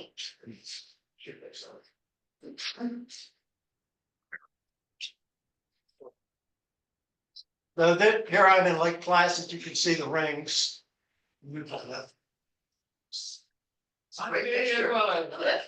Yeah, when I go to the hall, I usually have a plan. And this year, the first time I went, I wanted to see what the hall had done for Willie Mays because he had recently passed. And that's an old picture. Like I have this picture signed by Monty Earl. Oh, wow. And he has his alias name, which I asked him, what is it? I'm sorry. AKA Jimmy something, isn't it? Jimmy Jones, maybe? He played under an alias name. I can't remember what it was. If you ever forget, he was a member of the Venice staff and came fairly regularly until his health. But he came, he made several presentations. He was very cordial with Oh, me. he's super guy, in his house. Nice. This is one of the things the hall had. In the background, you can see the plaques. There's me in front. Oh, but it's. Measure program up a little bit. They put flowers on his plaque. Oh.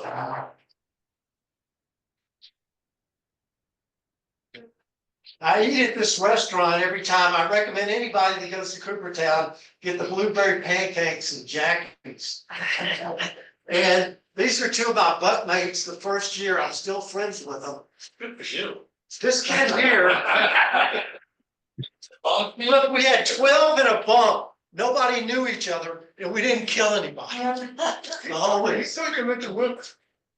That's later in the presentation. So this kid here, he just graduated from high school. His name is Jeff Arnold.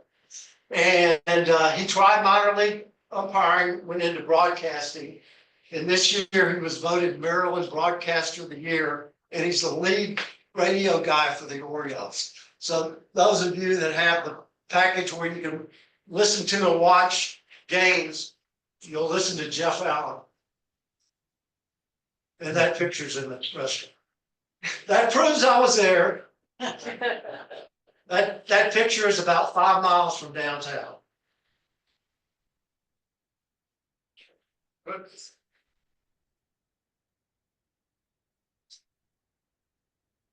So the first time I went to Cooperstown was 2000. I celebrated my 50th birthday and went there. They had no Hank Aaron wing. Next time I went up there in 2006, no Hank Aaron wing. And the hall got under a lot of pressure to do something for Hank, and that's part of it. This is an interesting story. You ask somebody, Roberto Walker's in the Hall of Fame. They said, no, he's not. Well, yes, he is. That's his official, that's his real name, Roberto Clemente Walker. And the Hall put the plaque wrong the first time and they had to redo it. There's your man. Yep, there's your man. That's Robert. Yes. So they give you a ticket.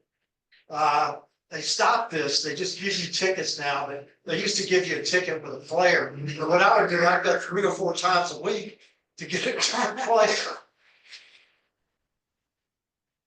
I always liked Eddie Murray. That's the Houston contingent. And if you ever when you go to Cooperstown, not if you go, when you go to the Hotel Anasaga, that's from their veranda. And you can see the lake in the background. Okay, everybody knows Ozzie Smith doing the somersault, the flip. This picture was taken in the back courtyard of the Hall of Fame. When I go, I always try to get neat pictures, different pictures that maybe somebody else wouldn't get. So this is rings. You know, my Cooperstown ring looks better than those.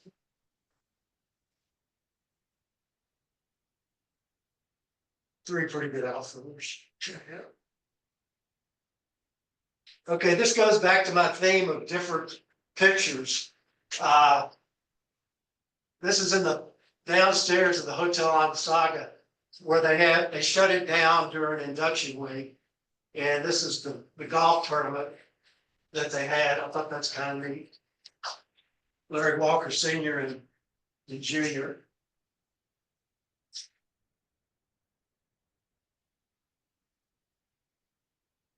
So when I went to the Hall this year, I asked a friend of mine who was my next door neighbor growing up, who his favorite team was. He said the 57 Braves. So I said, well, this, other than plaques, it's going to be hard for me to find things for him. But I ended up getting a few things. Warren Spahn. Does anybody remember the TV show Combat in the 60s? Oh, yeah. Yes, yeah. Warren Spahn played a German soldier in that series. Oh, fought in the Battle of the Bulge. He did. World War II. Yeah. So this is again from the hotel. Each Hall of Famer has their own wine glass with their name on it.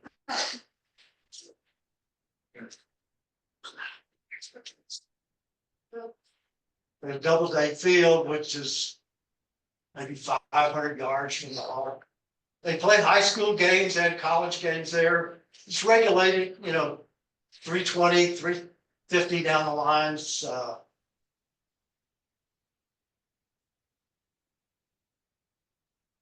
I'm a Yankees fan, so there'll be some Yankee stuff. Home run maker.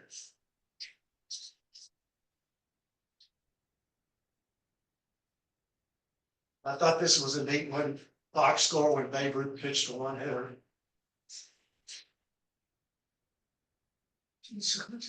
What year is that? Oh. 1917. Okay, sorry.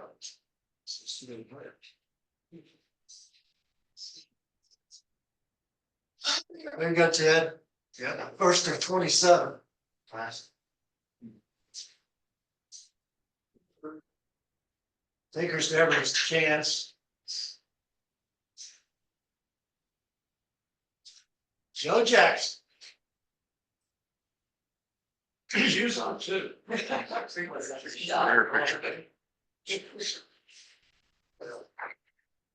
is a sad story. He's a great player.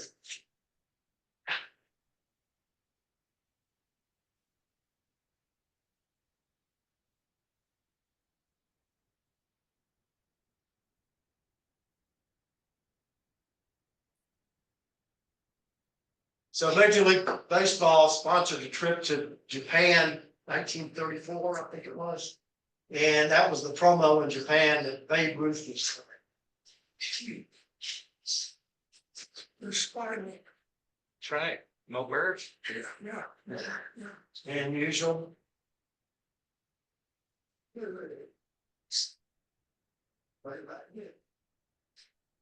you very Houston, Bill. That's a good bad. That's Ted Williams' hot and cold zone. Where's the cold? Where's it? Why batted 344. Yeah, I was gonna say. Walter Johnson. I've got a good bio of him if anybody's interested.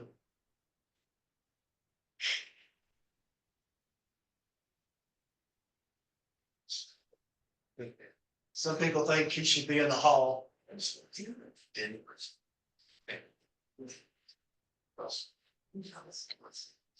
M&M boys.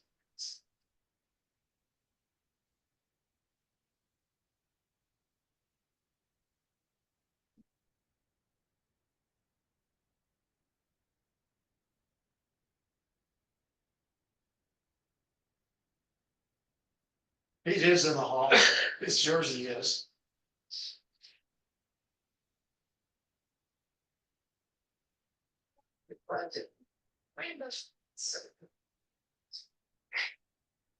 Sajihara.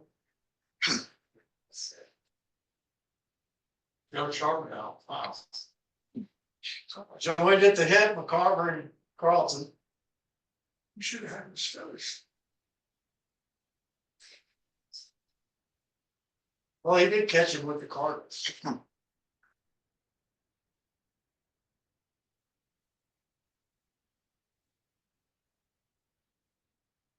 Those are the two guys from the Netherlands.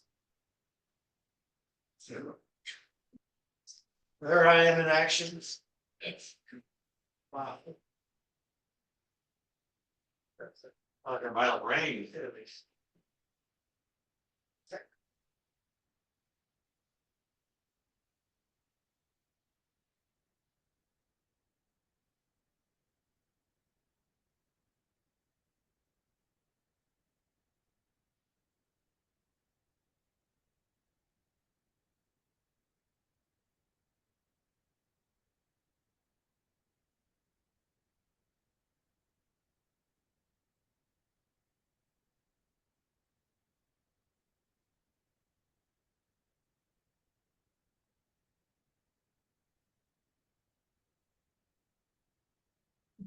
There's an announcer's wing near the bookstore.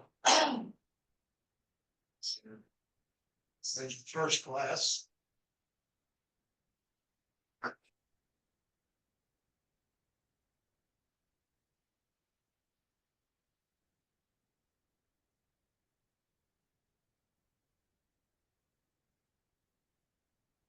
I had to put that in there. Since I am one.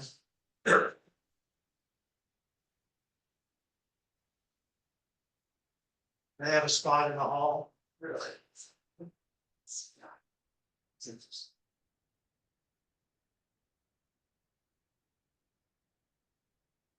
Okay, what's that? They showcase, this is Latin players. Okay, This is new from the last time I was there.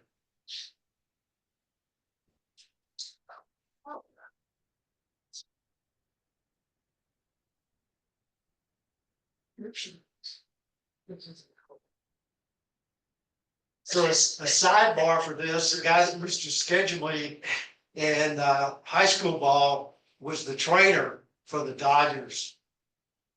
And I asked him, Charlie, how much chance did you give Gibson of playing in that game? He goes, 0. And an umpire sidebar, Daugrid Merrill had played in that game. And before the game, George Brett and Reggie Jackson came into the umpire's dressing room to wish him good luck.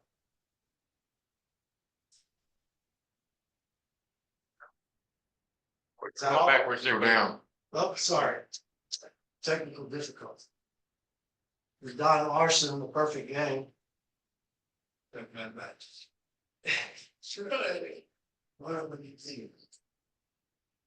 So like a lot of the Yankees during that era, Larson was a boozer.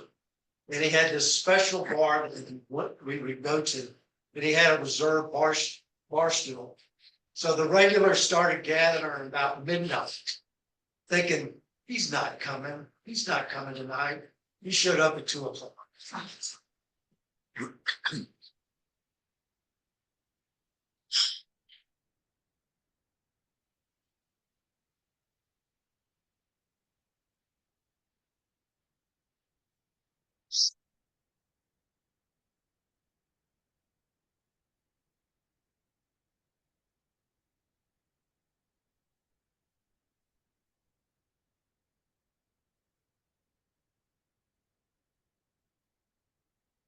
So they have a big comic book collection? That's something new. Yeah, because that's the second one here. Yeah, and there's another one. That's Bob Shepherd. He's the only PA announcer in the hall. Now batting, Derek Jeter.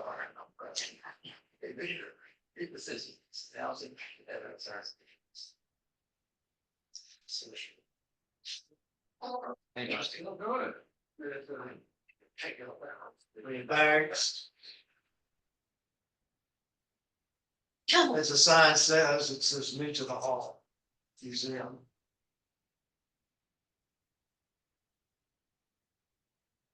There's a lot of good art, and I really like this picture super.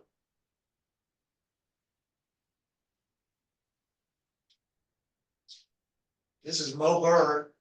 Top to the spot judges. Spot, he's a spot. Yeah, I know. The joke about Mo Bird, he said he could speak in 7 languages, but couldn't spell hit in any of them. He went with Ruth on the trip to. Yes, he did. He was just on that with his camera.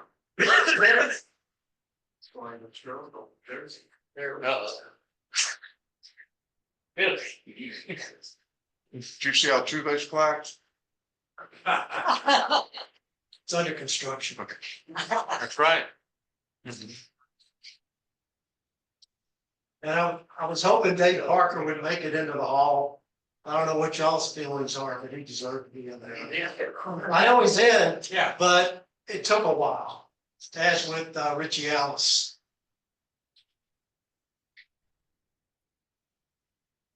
Bo Jackson. Oh. So is that cricket bat?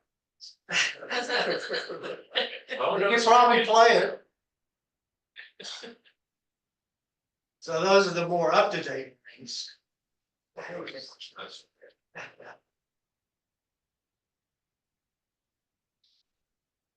Hey, there's a nice wing on him. Tell you, it was lean pickings from the time of 2006 to 15 for the Astros. They had to stretch to put stuff in that locker.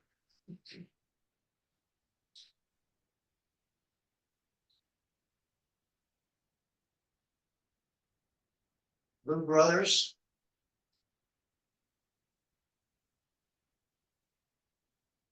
This is part of the pressure the hall was under to do something for Latinos as well.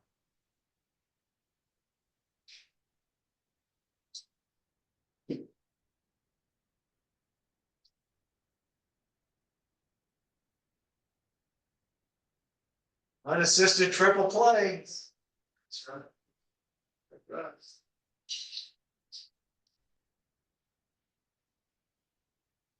Kirk Flood's letter to Billy Coon.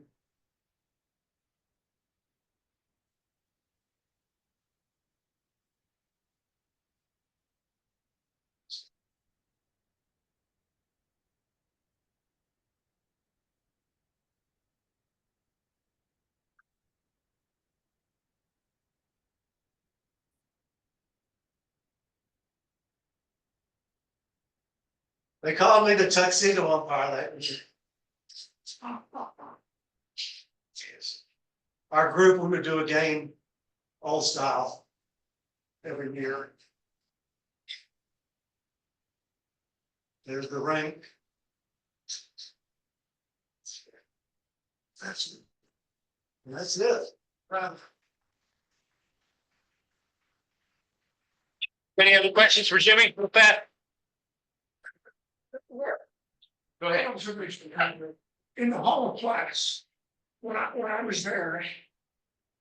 You know, you go through the hall and then you get to the far end of the hall of class and the wooden lines and railings. And what you don't know, and it took me by storm, by surprise, is on the left side, is it still there? There's those two life-size figures of Babe Ruth and Ted Williams. They're spectacular. I have a picture of that, it didn't make the cut, because Spectacular life size. And it's all in wood. Big detail of it. It's just, I my gosh, this is. It's very interesting. The 12-year-olds ever playing, how'd they earn the chance to play? they write checks.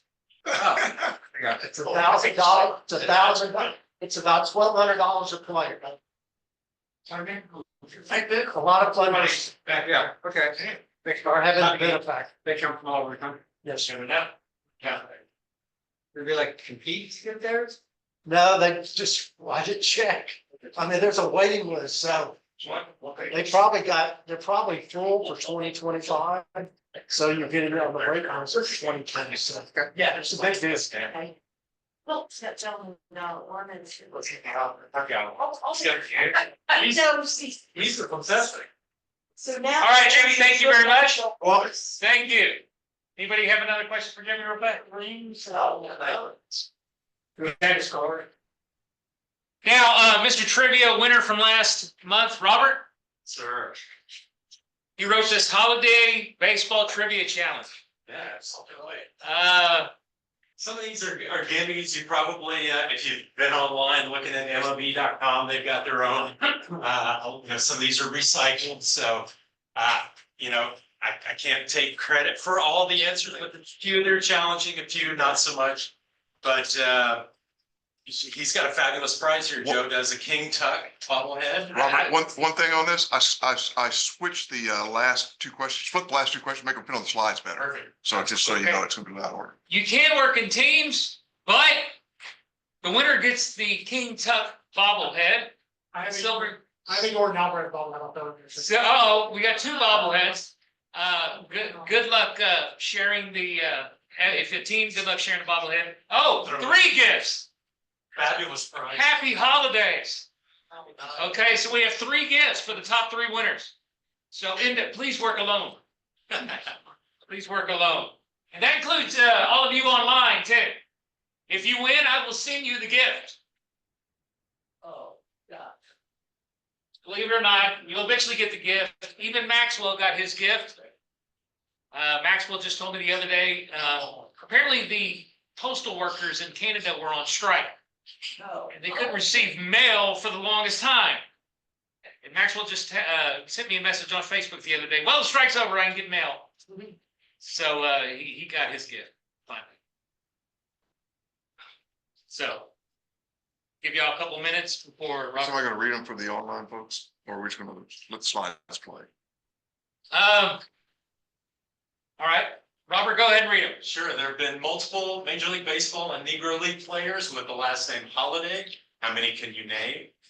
And I mean, there were a number of them that played minor league ball, but we're just sticking with MLB. Then, second question, can you name the Major League Baseball Hall of Famer who celebrates Hanukkah? This according to Adam Sandler. Give him a minute. Sure. We can scroll, if somebody online needs to. Oh, okay. Back, we All can go right, back. all right, go ahead, go ahead. Sure. Go ahead, Rob. Then the third one, who are the other MLB Hall of Famers who were actually more likely to celebrate Hanukkah?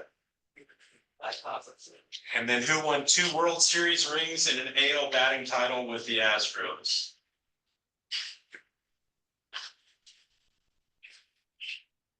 Who holds a Major League Baseball record for fewest at-bats per strikeout? Who could have guided Santa's sleigh, but instead guided Boston to a World Series in 1914? Who finished second in the 1955 Rookie of the Year voting? And then there's a position by position holiday baseball team. And then the final question is, which former Cleveland Spiders hurler might not likely partake in the festivities of the holiday? And there's your position by position. We did now.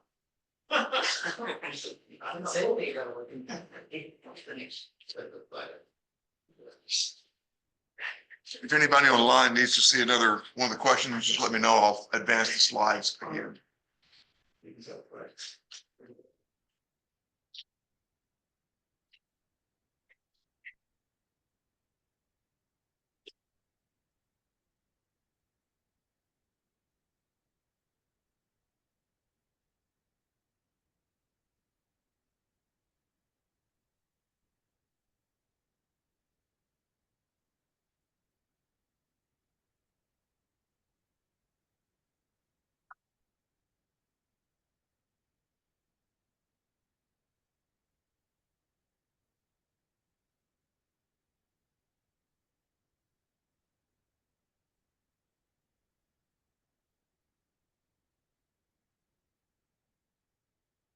Can you provide any kind of hints on this one? Yes, they're all Major League Baseball players. Yeah, you've got the first name Steve, last name blank, JT blank, blank Giles. They all have holiday themed names. So. They're all were little Santa elves. Come on, Cindy Lou Who. She played in the all girls team.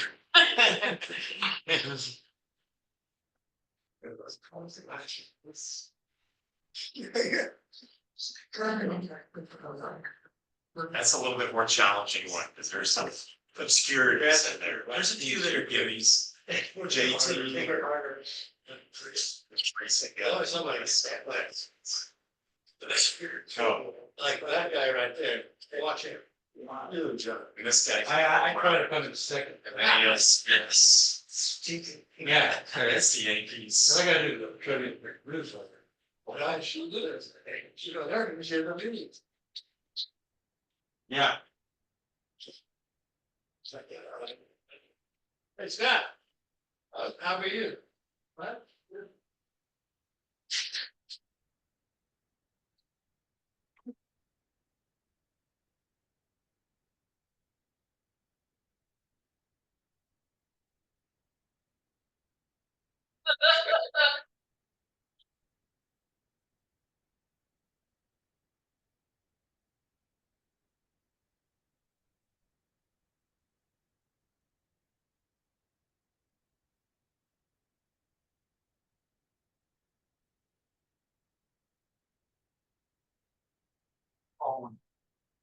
Yeah.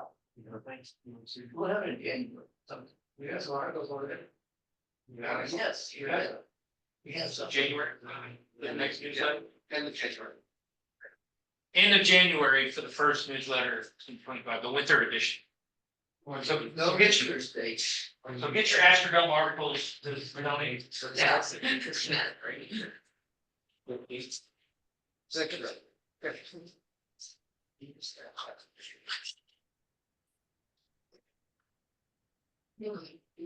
It's not odd. Good thing or bad thing? A bad thing. Bad thing. Okay. Struck out a lot. And there's, yeah, somewhat obscure, more holiday names. Okay. We needed Luke. Sir? We needed Luke. Yeah, that would have been kind of a little different season, but you know, thinking more Christmas holiday, you know, the winter holidays, but Luke Easter would be good. Buffalo. Indian, Luke Easter played for the Indians, right? Cleveland Indian finished for Buffalo. Buffalo? Yeah, coach one. There you go. It's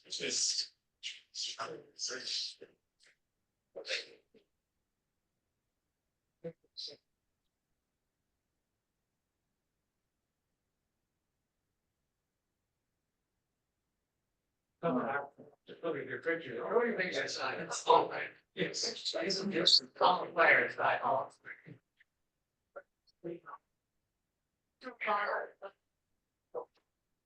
Four.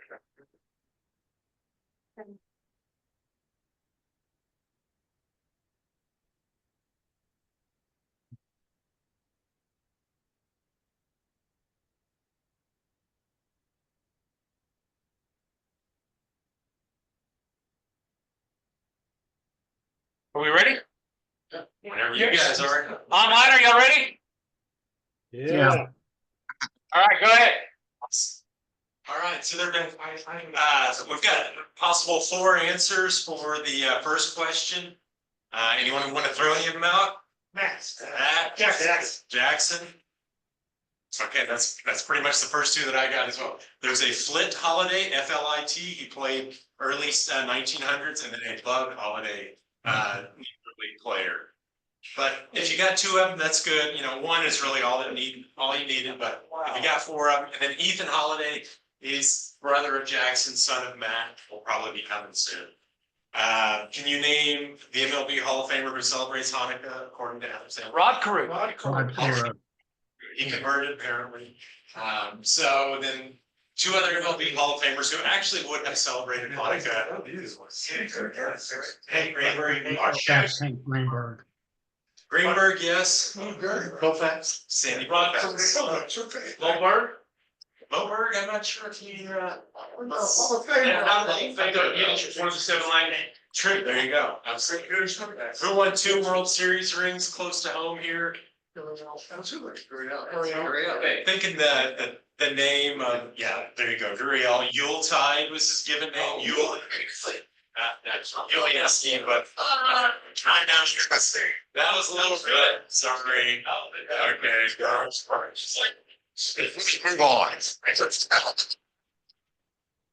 The MLB record for fewest at-bats per strikeout, meaning he struck out the most based on the number of at-bats and how many times he struck out. I think Holiday maybe most.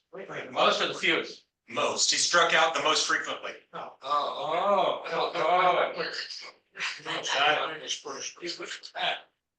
Late 80s, early 90s. Had him done? I don't know. Christmas. Okay, No, right. think Christmas theme, I think. What, Chris Davis? Santa's sleigh. Rob Deere, there you go. 2.75 at-bats per strikeout. That's and then, who could have guided Santa's sleigh, but instead guided Boston to a World Series? Dick Rudolph, very good. Maybe just Rudolph sounds good, but anyway, it was Dick Rudolph. To finish second in the 1955 Rookie of the Year voting. This is a little challenging one. Clemente. What was that? Clemente. No, it was Billy Claus. And then which former Cleveland Spiders pitcher might not likely partake in the holiday festivities? This one was really obscure, but it's Ebenezer or Ed. So What's the last name? Beatin. And then the position by position, you've got Steve Christmas, JT Snow, Cupid Childs, as in Dasher, Dancer, Prancer, Cupid, etc. Pedro Feliz, as in Feliz Navidad. Then Dasher Troy, another reindeer's name. Corbin Carroll, Christmas carols. Angel Pagan, a little controversial there. Matt Holliday. Then John Garland. And John Kinsey, Noel. So, anybody get them all? Yes, but I did the presentation. Good job. How many possible answers? Well, there was 8 questions and then 10 on the, so 18 questions. Anybody get 10? Oh, somebody's got the holiday spirit. with them. Ebenezer Ed. So I think that's all Kyle then. If Kyle's got 10. Anyone else have 8? 8? Oh, Samuel, how many did you have? 8. Sweet. All right, so got a couple of people with 8 and then Kyle with 10. Well, then it sounds like anyone else have 3? 4? Four. Awesome. All right, well, thank you all for suffering through this. Kurt, you won. Give us guys. Kyle, you won? 10? I think so. Would you like to keep the Jordan bobblehead that you were gonna donate, or you want one of these other? Yeah, totally. I could beach towel and a Hawaiian shirt over here too. I think that's somebody as well. Unfortunately, Kyle, the winner of the trivia contest has to write the trivia contest for next month. I already know the question. So you have to join us next, Name and dates, we'll see. January 20th. Or email it to me. And we'll put it out. Or email it to Chris. Or email it to Joe. Right?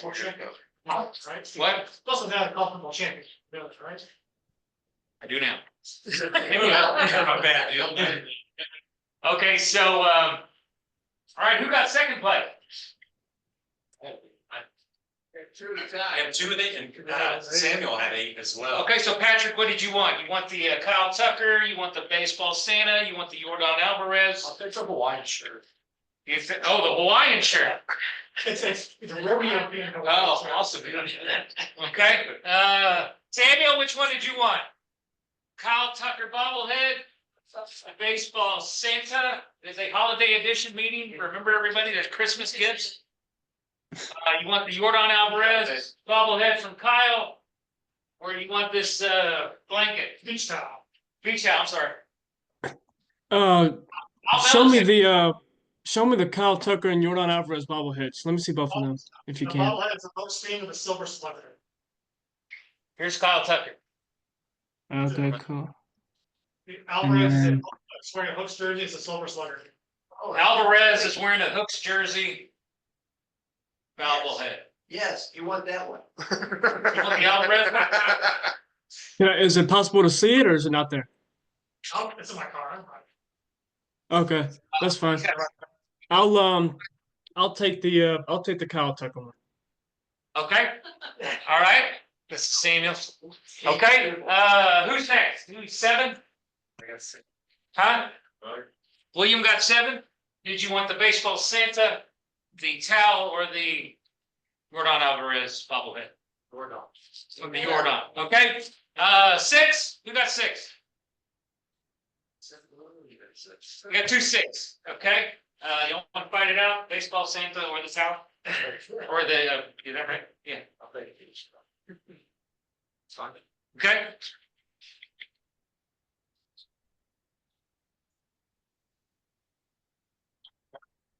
Welcome. Okay, that's it, everybody. That's it, everyone. Merry Christmas, Happy Holidays, Happy Hanukkah, whatever. Okay, Happy Festivus for the rest of us. We will meet up again January 20th. The Astrodome expert. Okay, Mike Acosta will be our guest. If you have articles about the Astrodome or anything, please email them to Tony and Scott by next month. And it'll be an Astrodome themed year for 2025. Have a great holiday. Thank you, everyone. Pregnant will still be an actor. I don't know. See you all later. Bye-bye. All right. Bye.